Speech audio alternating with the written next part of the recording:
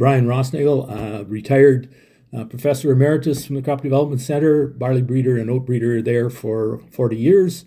And one of the best varieties we ever produced is CDC Austenson. And CCAN handles that variety. And if you need more information, contact CCAN. Okay, CDC Austenson came from a cross we made at the Crop Development Center barley breeding program in 2000. And the one parent was one of our advanced lines. So, the result of, at that point, some 30 odd years of breeding activity that I put into the feed barley. So it was an elite breeding line from our own program. The other parent actually came from the USDA program in Aberdeen, Idaho. Dr. Darrell Wiesenberg, like myself, was an oat and barley breeder there, and we exchanged material on an annual basis.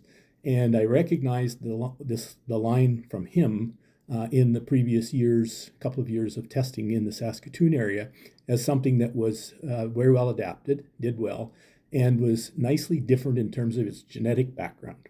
So we crossed those two together, and then over the next 8 years, we did various rounds of selection and sped up the breeding process using something we call single seed descent, where we were able to grow 3 generations in 1 year. And by 2008, which is only 8 years after the cross was made, we were able to register the line that became CDC Austenson. But primarily, it's that it is a really good combination of performance, disease resistance, standability, and the right maturity for what turned out to be all of Western Canada. That's one of the most pleasing things for me, was that we'd released a number of other good feed barley varieties that had been widely grown, but they were usually only widely grown in Western Canada, western part of Western Canada, or the eastern part. And Austenson is one that's turned out to be literally from the Red River Valley to the Peace River, very well adapted, and that's one of the reasons it became so popular and remains popular today. Is a unique variety, and part of the reason it received the Seed of the Year award in 2024 was because of its longevity and the large number of acres it occupied and still occupies across all of Western Canada.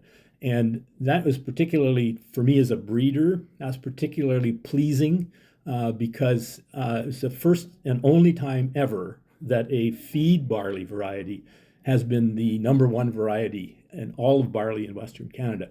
Previously, it was always a malting variety, like a Harrington or a Metcalf and so on. And so that is a real unique win-win and an ego booster for the breeder. As for the farmers, I think really the reason they like it so much is because, as I said before, it has a great range of characteristics. One of them in particular was a great advance in straw strength compared to previous varieties.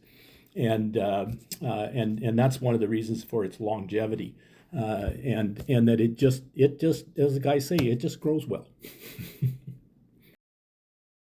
On a personal note, one of the things that was really nice for me is that I grew up in south central Manitoba, and until we released CDC Austenson, most of my varieties had not been very successful back home.